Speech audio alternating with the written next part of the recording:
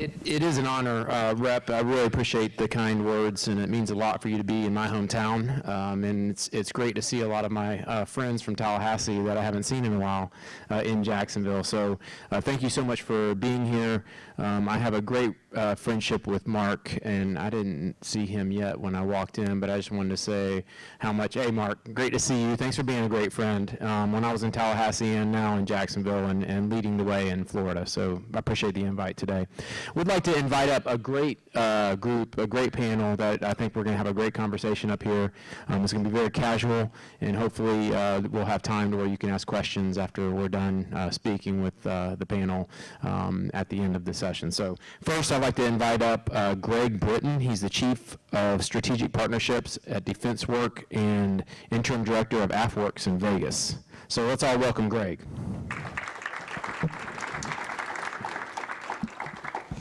Second, we have Kevin Carr. He's the CEO of Florida Makes. Kevin?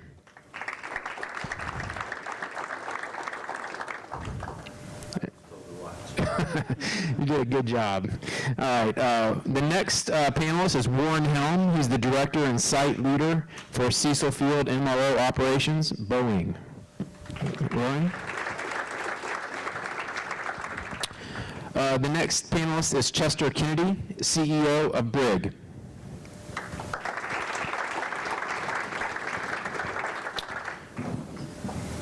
And our last panelist, I think everybody in the room knows him, Jamal Sowell, President and CEO of Enterprise Florida. Welcome, Jamal. So my first question, we'll get right into it, is going to go to Jamal. Jamal, going forward, what advantages do you see Florida having that other states might be envious of? So Florida, we have a natural history already built in. We have a brand that people cannot buy. With the history of the Apollo 11 launching, I was there at the anniversary event about 2 weeks ago.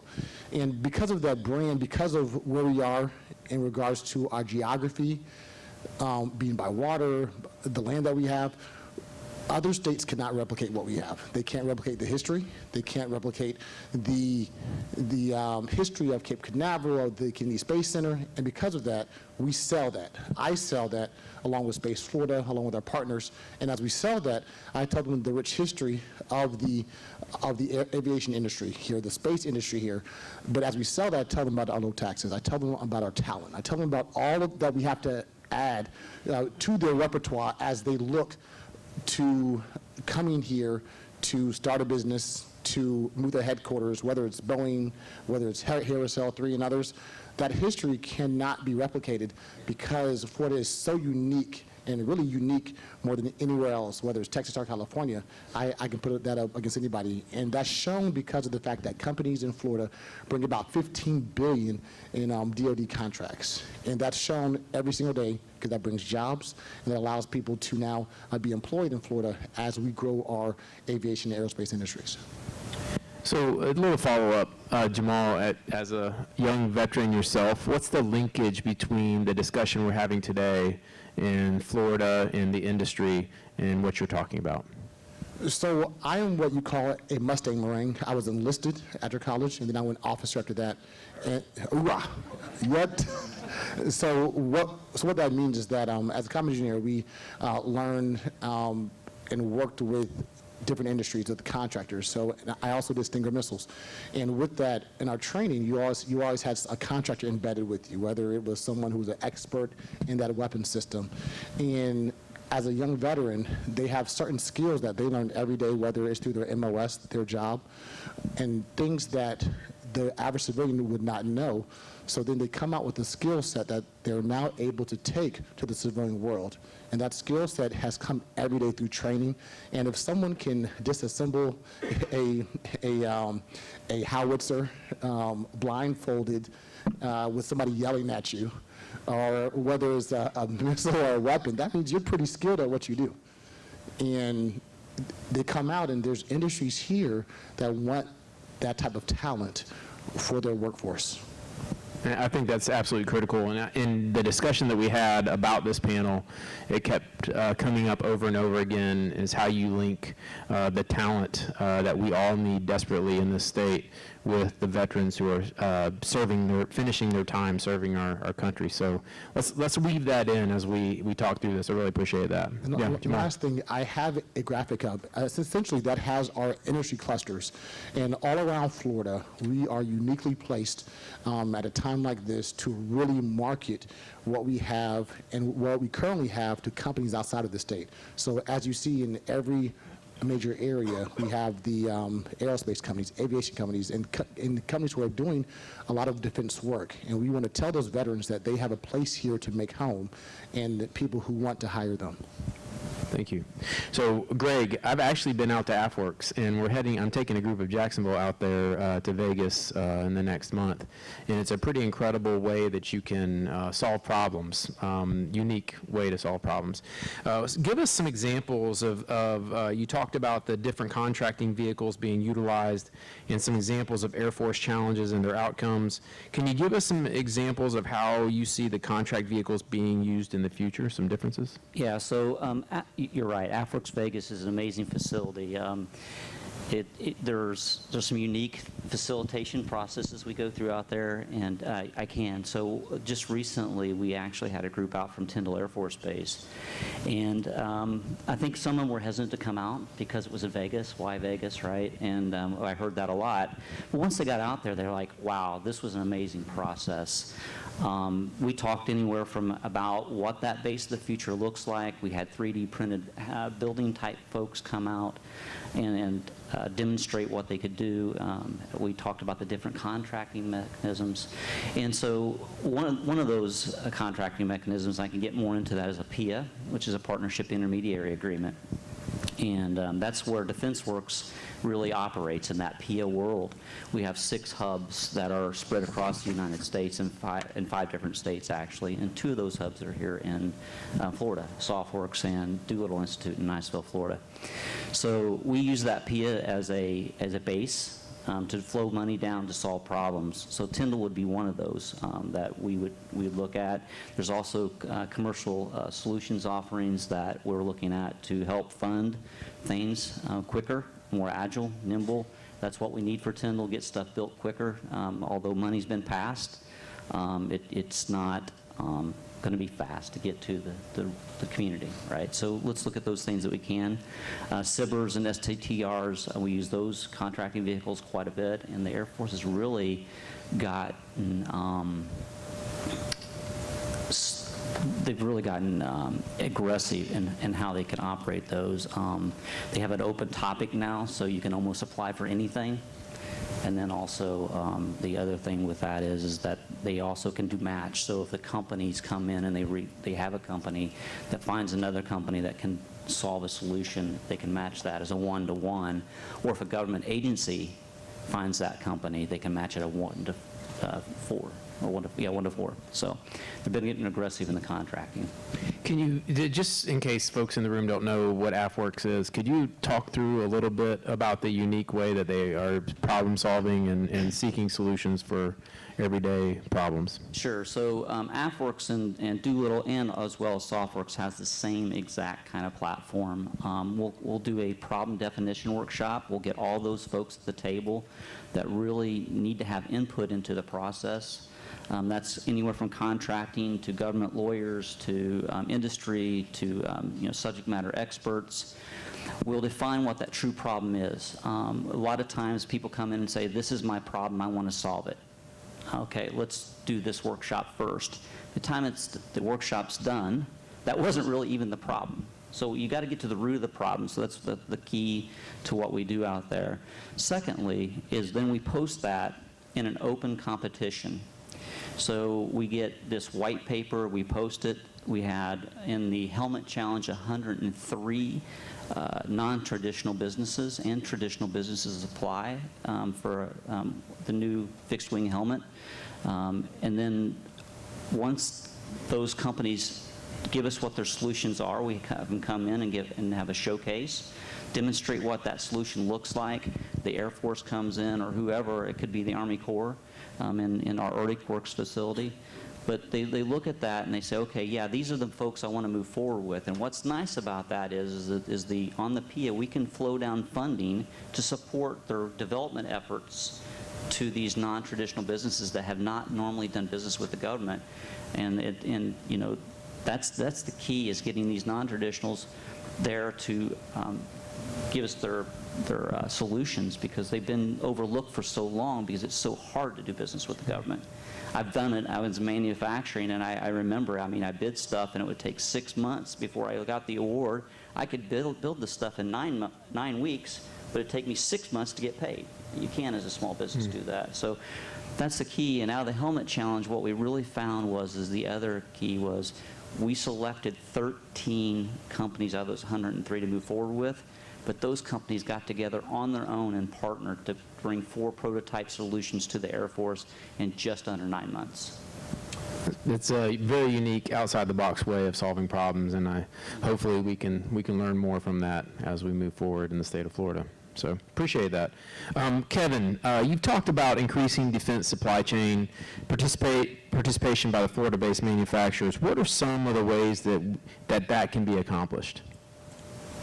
So a lot of what we do at Florida makes us focused on the competitiveness of small, medium-sized manufacturers. That's our core mission: improve the technology, performance, and the productivity of small and medium-sized manufacturers. And a lot of people, when they think of Florida manufacturing, when they think of national manufacturing, they think of the really, really big companies. But 80% of the manufacturers in the state of Florida are under 20 employees. So we have some 20,600 firms, according to DEO, but that's off a lot of people's radar screens. We think of the Lockheeds, we think of the General Dynamics of the world. You know, we operate with the Fort Walton Machinings in the world. People like Greg used to operate.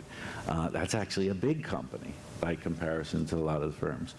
So one of the things that we're trying to do is really increase, if you will, the participation of those Florida-based manufacturers in our Florida military economy, in our Florida space and commercial space economies. A lot of those big companies that are down here came down here dragging their supply chains from other states.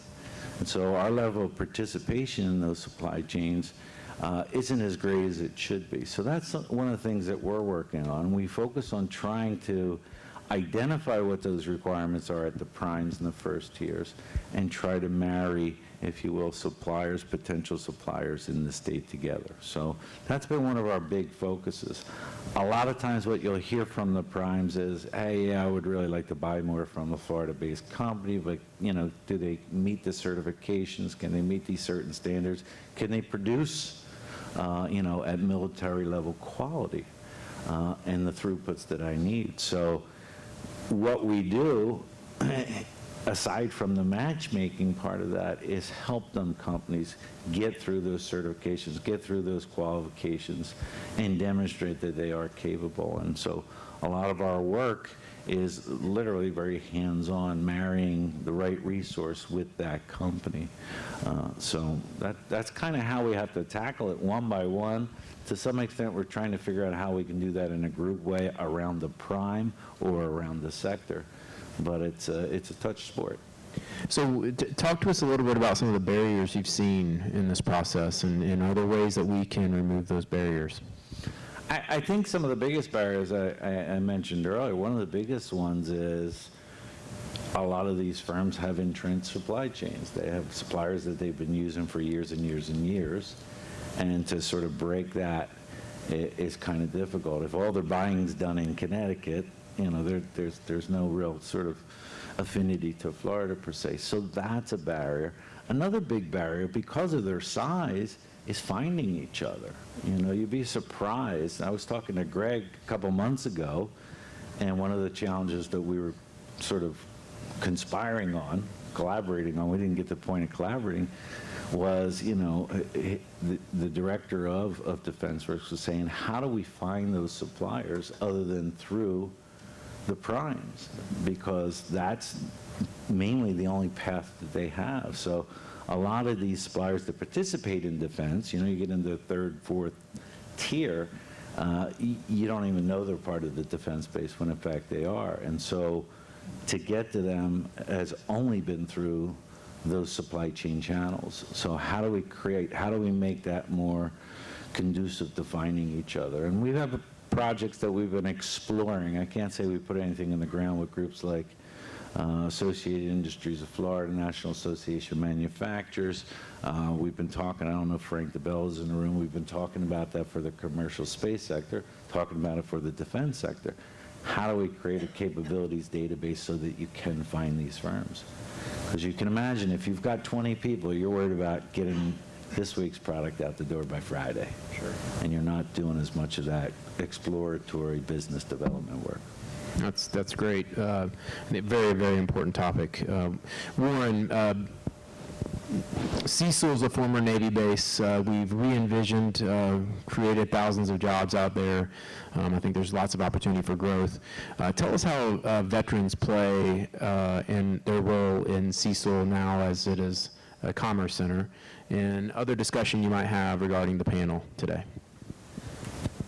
Yeah, Cecil, start off with for the impact of veterans. 75% of the workforce at Cecil Field for the Boeing Company are veterans, which is the highest of any site. We have Boeing's got roughly 160,000 employees across the globe. That's the highest concentration of veterans in the company, so it's really, really neat. If I can touch on a little bit about the impact. The Boeing Company just recently revised our forecast for aerospace, which would include commercial, defense, and space. And I think our updated forecast, don't quote me on this, I could be off by a little bit, but I think over the next 10 years, the forecast is 8.7 trillion with a T worth of work. So the work is there. The work is out there for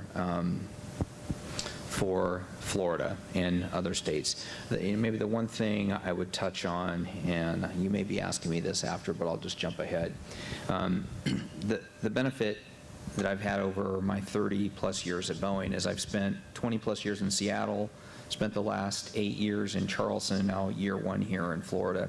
And you get a different perspective when you've done business in other states on the strengths and weaknesses. And Jamal did an excellent job talking about all the built-in advantages that Florida has. And there are many, but you have to be very careful because history is a wonderful thing. You just can't admire it for too long, and complacency can set in. So if you would have gone back, Seattle has the same rich history for commercial as Florida does for defense. If you would have gone back 12, 13 years ago, you could not have found probably anybody in the state of Washington that would have said that we would have put several $1 billion worth of work in Charleston that had historically been Seattle. And I only bring that up is because there are states that want the business you have here worse than you probably want to keep it. They want it really bad. There are countries that want work really bad. So the key is never let the complacency sit in. Florida has a huge advantage over most states and most countries, but you have to continue to evolve, and you've got to continue to find ways to make the business climate friendly, which you have done. The history of veterans and the history of space in this state are truly amazing. That will probably always be here. The veteran pipeline will probably always be here. You can't replicate that. But if you look at what South Carolina did, they were a textile industry, and former Governor Haley, Ambassador Haley now, had a vision. She wanted to make South Carolina the advanced manufacturing center of America. And so the state got really creative on how to attract major businesses there. And it's a good model to look at, and there's been a lot of other states that replicate it. But they didn't have a history, so they had to create a business climate that was so conducive to large and mid-sized businesses that you couldn't say no to come there. And so there's a great, you can learn a lot from history, again, but I think you got to continue to find ways, again, $8.7 trillion worth of business out there in the next 10 years. The aerospace presence, whether it's Boeing or Northrop or Lockheed or some of the other major corporations, they have established sites here. They have the capability of doing that work. Florida has a good business environment. There is a wonderful, rich pipeline of veterans, but that isn't the only factor that goes in these decisions. So you got to continue to evolve, and companies want to put work in places like this. Companies want to put work where there's a pipeline, but you have to continue to evolve and look at what some of the other states are doing to incentivize work. So, I love that conversation, and maybe just touch on it with Jamal. I tell my kids all the time, you've got to stay hungry, because there's somebody out there that's going to be more hungry than you are. And I think we have to do that as a state. Jamal, what's the governor doing to make sure we stay hungry as a state and attract these companies? So for Florida as a state, we actually have 3 combat commands: SOCOM, SOUTHCOM, and CENTCOM. So we have already built in that people who are here who may retire here. And with that, we have the Job Growth Grant Fund, which has been a big topic in Tallahassee, but the governor was all for it, and we have about $40 million for the Job Growth Grant Fund, and people submit applications through Enterprise Florida. And also we have the QTIs, so the Qualified Tax Incentives, and those type of things are tools that we have in our toolkit that the legislature has approved. So for those state reps in here, state senators in here, thank you for giving us that tool. And in the past, that's a tool that has been used to recruit companies and also to let the world know that they are welcomed here. Businesses and companies that want to do business in Florida, but also we want them to stay in Florida. So that being said, the governor has put that in his budget that was just passed this past spring, and he signed it. So we tell people that we have the tools that we have been given by the House and the Senate, and we want to promote those tools to companies around the world. So I made the same pitch in Paris for the Paris Air Show, to companies in Israel, and then also to those who are in the USA. That's great. So, Chester, where else do we see investments being made? I know you've talked about microelectronics infrastructure. What's happening domestically and globally in that arena? So, interesting component, I think, of the whole story here in terms of the great work that Frank and the team at Space Florida is doing to build out the infrastructure to support aerospace and defense across the state. Jamal's added a lot of great things. Kevin's connection of finding the niche suppliers.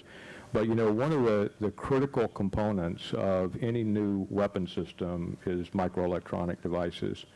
And, you think about how that's been really the foundation of our economy in the United States for the last 50-plus years. Started with the transistor, the integrated circuit, the microprocessor, leading to computers and then to the mobile devices that we have today.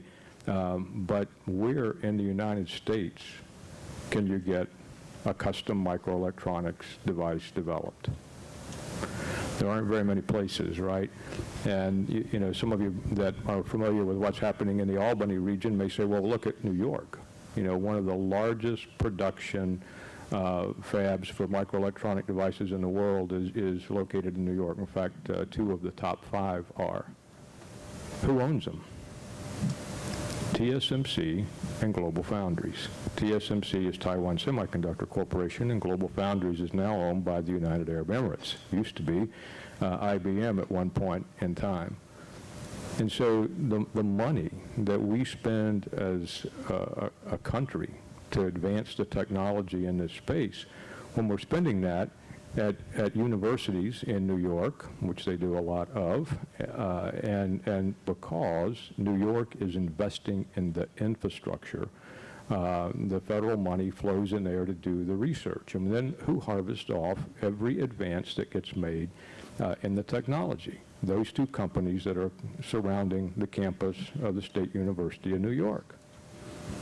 So we lose whatever competitive advantage that we could have had in our weapon systems or in the security of our networks for critical infrastructure into the global marketplace.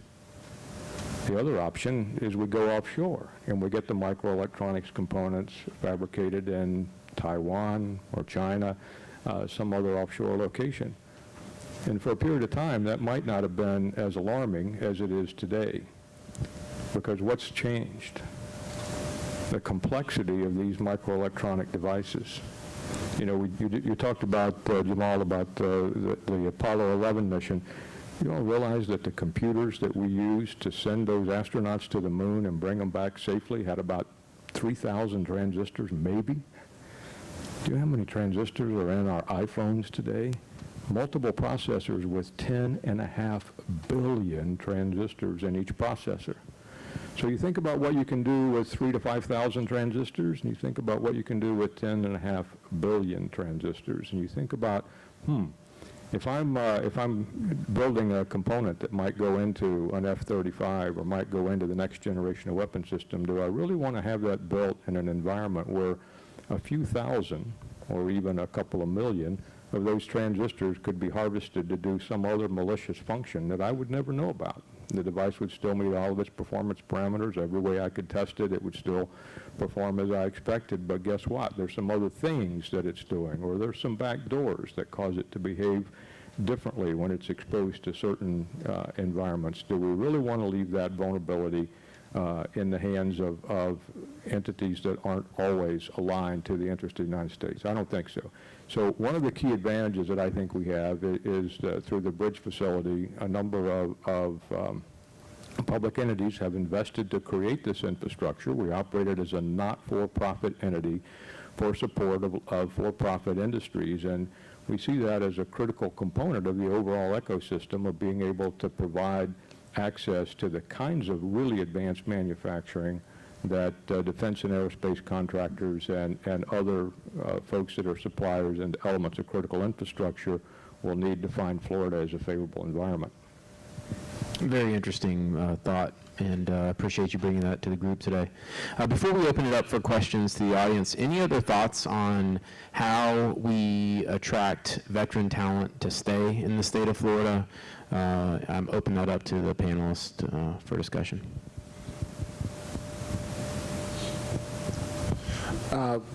So for us, we work very close with CareerSource, a great partner of ours, Michelle Dennard, and having that workforce and that higher ed component is key, because when those veterans want to get out and may not have used their GI Bill, we then have the university system for them. Our state university system and Florida College system was ranked #1 for the past few years. Because of that, that gives them an incentive to stay for education. So our biggest competitors are California and Texas when it comes to veterans. Obviously, we're the third largest state in the U.S., and we're the third largest veterans population. But because of that, we want them to stay here and tell them why it's better to stay here rather than go back to their home states. And a part of that comes with education, and also for their children too. They want to send their kids to good schools. So for us, we work closely with Commissioner Corcoran, because as we market the state and market our resources, talent and education is one of those key things that we do market. And that's why a lot of veterans will want to stay here for that reason. I think that's a great point. Any other thoughts on talent? One of the things I've, just with Defense Works, what I've seen here lately is the Air Force has really pushed, and I'm not only the Air Force, but other joint commands as well, for innovation within the Air Force. And so there's a lot of these veterans that are going to come out that have great ideas about how they can better what they did in the military. And being able to support them with funding, not only from like a Defense Works, PIA, or SBIRs or STTRs or any of those other contracting vehicles, but being able to have, where they're stationed at today, most likely when they get out, they want to stay. So we can give them an opportunity to start a business, have funding behind that business, put the venture capital behind that business, which the state of Florida really needs to work on. I think that that's a great way to build the workforce and also support our veterans. Warren? The other piece, we've made great strides, I think, making the connections, but for a company like Boeing, who has a rich history in hiring veterans, we don't always know where to go to get the veterans. So when we're hiring and we're posting jobs, and typically companies like Boeing and Lockheed and others, we post pretty large quantities of jobs in bulk, we don't always know exactly where to go to get those veterans. And so although we've got great partnerships, the more the community, the more the veterans associations, the state can partner with small, medium, and large companies to help with that pipeline. Because again, we don't always know where to go, and I don't think the veterans always know exactly, or the folks that are going to be leaving service, they don't always know exactly where to go to apply for those jobs. So the more we can shore that up, make a better connection, I think it's a win-win for everybody. I actually think one of the keys is, the supplier and the buyer finding each other again. There are a lot of really good programs. Veterans Florida, who I think here sponsors this event, we've engaged with them in some cases where we have some training that needs to be done at a company that already has a veteran, and there's benefits that can be afforded to that company. I think one of the keys, too, is engaging the veterans, 6 months or so before they leave. I just attended a ceremony here, and I think it's pretty local, a nonprofit called Operation New Uniform. It's in Jacksonville. It's for a nephew of mine. And they help them with that transition process. We talk about the skills, Jamal talked about the skills you leave with. Sometimes re-articulating those skills, translating that into what that means in the non-military world is really important. I was told that Boeing HR did a lot of that for veterans as well, helped with that process of, okay, I know you're an E3, what does it mean out here for the rest of us? So I think that early engagement is important because, again, the two need to find each other. And we have some really great assets. Veterans Florida, some of the programs, Complete Military, that are run out of UWF as an example, that have sort of helped them with completing their degrees and their certifications and things like that. So more promotion, it's sometimes they just don't know. It's a great point. It seems like we need more connectivity. I know we're, as a city in Jacksonville, working on that and across the state. One beauty we have is veterans most likely want to stay in a great state like Florida. And so we've got to take advantage of those opportunities and the quality of life that they can have with their family here in the Sunshine State. So let me open it up for questions in the audience. If you have one, that'd be great. And if you want to address a specific panelist. Yes, sir. Thank you. Good morning, everyone. I'm Stephen Ross with Holland and Knight and founding chair of Mission United, which is part of the United Way that is working within communities throughout the state of Florida and now taking off on a national expansion. And to follow up with Warren and Chester on employment and how do we find the jobs. One of the things that we found as a veteran myself and his daughter who's a veteran is the difficulty of navigating the system.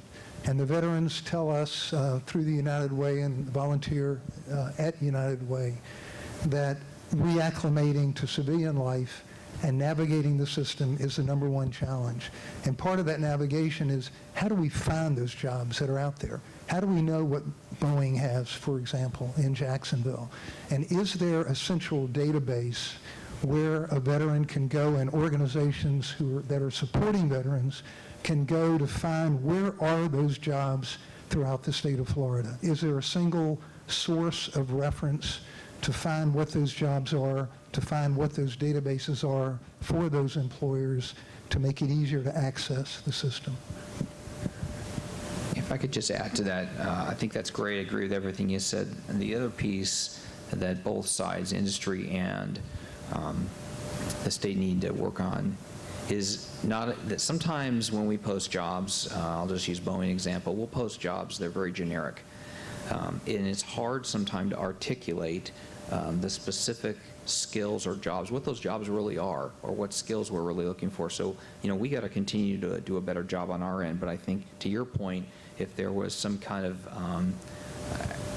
type of bridge program or something that educated the folks and our folks coming out of service that, hey, this is what this job means, to map it over into the into their world, because there's sometimes we don't use common language. Sometimes we do, but sometimes we don't use common language. And I think a lot of folks that are coming out of service, they won't apply for a job because either they don't understand the wording or what the job is, or they think that they don't have a skill. And the reality of it is they have the exact skill we were looking for, but the way we wrote the job, maybe it didn't translate that way. So I think that's a great comment you made.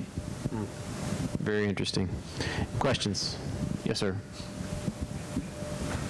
Good morning, Joe Snowberger with Veterans Compass. Jamal, I want to come back to your comments about finding the talent and aligning the talent. Can you discuss the effort between a state with one of the most robust university systems and aligning them with the industry needs, and then aligning them with the MOS and job talents that are in, and at least having from time to time conversations to align those three pools to improve that connectivity you discussed? Yes. So recently, the legislature just passed the Talent Development Council. That was the former Higher Ed Coordinating Council. And they passed that, and now that will fall within the Department of Economic Opportunity. And what that does is exactly what you said. It coordinates with businesses, the state university system, the Florida college system, to then focus on talent development for not only veterans, but for those in the workforce who may that we want to focus on in the future. So we have Career Source involved and all these partners involved to grow the talent development pool for the state of Florida. So as we move forward, the focus has always been not only on creating jobs, but also having the talent to fill those jobs. And with the Talent Development Council, we now can fill those gaps and help those veterans with those promote the skill sets for businesses in Florida. So they have the skills, they've been trained to do many things, whether it's infantry or artillery. There is a acute skill set they have, whether it's math, critical thinking, that we now as a state, we plan to focus on that so then they can have the jobs once they get out of the service and everything. Questions? Daniel, one was sent over to me by text. I think that this person probably didn't want to be identified, so I'll respect that. But the question was a very blunt one, which is, so it looks like supporting incentives and economic development and some of those things may be going by the wayside, but one of the questions is not so much the dollars as much as the signals it's sending the marketplace. And Warren, I think you touched on that. That might be what spurred this. Any thoughts on path forward? I mean, I know some of you are facing some of those challenges. So I hope I represented your question right. If not, text me again, and I'll try it one more time. So, Why don't you just tell us who that text was from? I think it was Representative Duggan, probably. No, I'm just kidding. You know, I would just say, as I'll touch on it a little bit, I think that we as an industry have fought a very strong fight on why it's important we go after jobs. We're in a stiff competition with other states. I think that jobs that are incentivized need to be, you have to prove that you're going to produce the job before you get money. That, in my opinion, is very important. But I think workforce, talent attraction, infrastructure incentives, all should be utilized, and that way, that's the best type of incentive, in my opinion, that we can offer companies to come to our community. Plus, I mean, really, the economic battlefield is going to be how much talent you have to fill the jobs I'm going to bring. I mean, I think that we need to shift our focus, and I think that would be a way that we can have an advantage over other states. Jamal, I don't know if you want to touch on that, but maybe not. For us, we work with the tools that have been given to us by the legislature, and we will continue to do that because they see the need for that. So I think for us, with us working with the Department of Economic Opportunity, Ken is someone who I look up to and admire. And Ken does not play. He's very serious about what he does. And what that means is that there's a process that we go through when it comes to the tax incentives. That process, the DEO sees if the company, their record, their track record, what they've done. And if that process is not fulfilled, there is no such thing as giving out incentives. So because of that, it's a very thorough and detailed process that the state does. Yeah, one to add to that, I think, and I mentioned a little bit, you know, it's one thing for companies to get, you know, traditional incentives, whether it's help with land or facilities or tax incentives. There's another element that is absolutely bit as important, if not more, and that is workforce development and the next generation of workforce. So when you look at any large company, even a smaller company, but for a large company to make a sizable investment, especially in new business in a state, the focus always is on, oh my gosh, they need 4,000 people by next week. We got to go help get them. But oftentimes, the bigger issue is I also need the next generation of workforce. And so that starts back K through 12, right, all the way back to the beginning. So that's another key piece. The veterans is sort of an immediate pool, which is wonderful. Companies, all things created equal, I think if you have two candidates and they're about the same and one's a veteran, one's not, most companies are going to go with a veteran. The other piece, though, is you have to focus on where's the next generation of workforce, specifically STEM related. Where's a focus on that? So continue to do that, because there are some states that are investing hundreds and hundreds of millions of dollars in workforce development right now, because they know they may not be able to attract a workforce tomorrow because they don't have a veteran pool, but they know in 10 years from now they're going to be able to attract new work. And so you got to work both sides of it. It's great points. Question right here, sir. James Simpson with Pike. Had a question. I'm a transition veteran, and one of the issues we run into, the gentleman in the middle referred to it a little bit, 80% of the jobs are in smaller businesses. Our company's not huge. We've got about 8,000, 9,000 employees, and oftentimes the issue that we run into is everyone transitioning from the military knows Boeing, they know Lockheed, they don't know me. How do we become better known, and what can you do to assist us with that so that people that want to stay in the state have the opportunity? It's a great question. Let's talk afterwards, because Enterprise Florida, we then market companies. We then tell the world about the companies that we have here, whether it's through our air shows, our trade shows. We abroad, we brag about the great work being done here. So I hope to work with you in the future. Joe Marino ought to say something. Veterans Florida. I mean, Veterans Florida is a great conduit, a great connective tissue between the veterans community and the marketplace. So, sorry, Joe, you didn't say it, so I'm gonna. I appreciate it, Rob. Yes, sir. Good morning, Bill Dagnall, Navy Federal Credit Union from Northwest Florida. Thank you all for being here today and having this robust conversation. You know, Jamal stated earlier, we have great natural resources, great heritage and history of our space program here. Other assets, great university and college system, pro-business state, the #1 chamber and most engaged chamber in America, and no, Tony Carvajal did not pay me to say that. So, but can you elaborate on any other assets that our great state has versus other assets that other states have that we may have an opportunity to get some of those assets to our state? I'll touch on one significant one. And again, if only being in the state for this year, so that this may exist and I am not aware of it, so if it does, I apologize. But if you look at what South Carolina has something called Ready SC, and this is something that's been around for about 40 years, and this is an arm of the technical college system that is dedicated to recruiting and helping bring small, medium, large business. And what they offer is they offer training facilities. They'll hire your workforce for you. They will train them. They will do all that on your own dime. There is about 12 to 15 states that have been trying to replicate that Ready SC. And I don't know if that exists in Florida and in what capacity it does, but that is an absolute huge asset that South Carolina has. It was voted the #1 asset for a while there, but it's a huge asset for a company that is looking to do business. We will hire your workforce. You tell us your requirements. We'll hire your workforce for you on our nickel.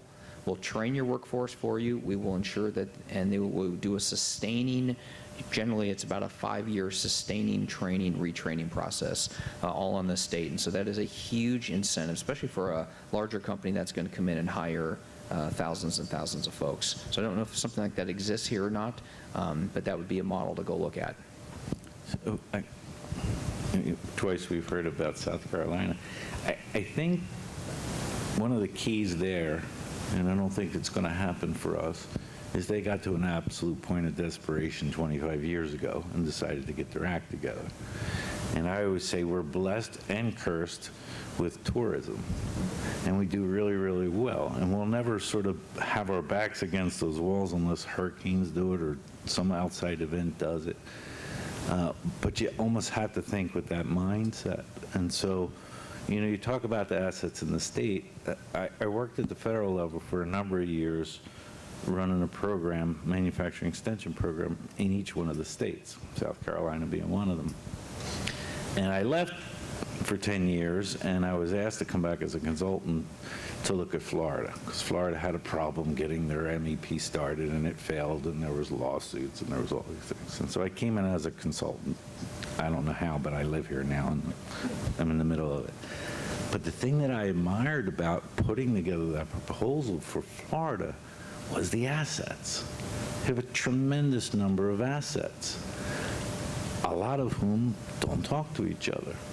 And so it's through fora like this, leadership like the Chamber, and nobody paid me to say that, that puts the goal out there and puts a global leader or goal leader out there and drives people into the room to begin that communications process. You know, you've got a one-of-a-kind, world one-of-a-kind facility in Osceola in Bridge. And there's people that don't even know it exists 2 counties away. I've talked about things that are at the University of Florida in South Florida, and they go, there's a University of West Florida? So we got to do more things like this, bringing people together, but also putting together a goal that you jointly pursue. Until you put that out there, nothing's going to happen. And they're just serendipity. And what I worry about sometimes in Florida is we're clouded by the fact that we're blessed with tourism. You know, I can remember sitting with the folks from the Carolina garment industry that had it for 7 generations, crying the blues about China packaging exactly the same product with the same labeling and selling it in the market. We're probably never going to get to that point of desperation. That doesn't mean we should sort of, you know, just take it for granted that, you know, these industries will just happen. Someone will take that workforce away. Someone will. The thing I worry about most with Bridge is what happened in New York. Is that by the time somebody figures out how important that asset is, somebody from China bought it. Well, we're not for sale, so that's a good thing. It's a piece of homegrown infrastructure that... I'm just saying, it gets to that point. But certainly the Chinese interest in what we're doing is keen, and within days after some Chinese delegation visiting the facility, they were making moves to try to make acquisitions there. Yeah, the worst thing that we could do is be islands within our own state, to not share, to not leverage, to not build off of each other, because at the end of the day, we're the ones that benefit from that. Yeah, that's a great point. And, you know, there's a lot of sports analogies or commonalities between business and sports, but, and I know at Boeing we have this mindset. It's one thing being the best, winning the national championship. It's another thing staying on top. Sometimes it's easier to get to the top than stay on top. And Florida, you know, Florida, if you make the analogy between Florida and just college football, this is like a franchise program. You just reload. You don't rebuild, you just reload. You're going to be in it every single year. But there's a lot of college football programs around that they're irrelevant now. And just 10, 20 years ago, they were one of those franchise programs. You just have to. Business is the same way. When you get to the top, you have to do some things differently to stay on top. And I certainly think Florida can. But you're right, there was a desperation factor. South Carolina was going to be like in bad shape. Mm-hmm. So we have time for one last question. I'm Marilyn Drayton with Wells Fargo, and thanks for the opportunity for being a sponsor. We have a team of folks that's present with us, both on the community relations side, which is the side of our company that provides a lot of support to nonprofits. We work with a lot of the groups, I think, Jamal, you mentioned Career Source, both in housing, small business, around entrepreneurship, and we've done some things with Veterans Florida. I've got a question, and I'm asking the question both professionally and personally. So I come from a family, a long lineage of family of veterans. And what I've seen personally is how mental health sort of impacts a veteran's ability to achieve a quality of life that many of us probably in the room enjoy. But I've also seen it and heard about it both from nonprofit stakeholders that we partner with, and we see it in our own organization. So I'd like to ask the panel if any of you certainly could share just what you've seen in terms of mental health, in terms of acquiring, attracting, and retaining veterans, certainly in the workforce, as well as in organizations that you represent, and their ability to advance and progress professionally. I would just start off with saying I think that this issue has come to the forefront and is critical for us to help our veterans transition into the civilian workforce, and mental health is absolutely critical. We have 2 programs in Northeast Florida that are unique, K9s for Warriors, which has seen a lot of success, and we're very proud of what they have done to help warriors get back into the workforce and avoid some of the issues that will trigger anxiety. And the Wounded Warrior Project is making a big comeback, and they're both here in Jacksonville, and we're proud of that. I think that we need to continue pushing on that front to make sure that we help our warriors transition back, but it's absolutely a critical issue. Anybody else have any thoughts on that? Well, I do want to say this. One of the things I got from the panel today, I think everybody was saying it, is as Florida, Florida and people in Florida that want to continue to grow, we got to stay hungry. And that's pretty important, that you can't become complacent on the success that we've had in the past, but we've got to continue pushing. And so, panelists, I just want to thank you so much for the opportunity. I did want to recognize one more elected official. I know the others were introduced, but Councilman Aaron Bowman is right over here. Let's all give Aaron a hand. He is working every day with me at the chamber to help bridge that gap with veterans coming into the workforce. He's a former commanding officer of Mayport, and we're honored to have him serve our city on the city council. So we're out of time. Ladies and gentlemen, it's been an honor for me to welcome you to Jacksonville. Great panel. I've learned so much from it, and let's all give them a hand.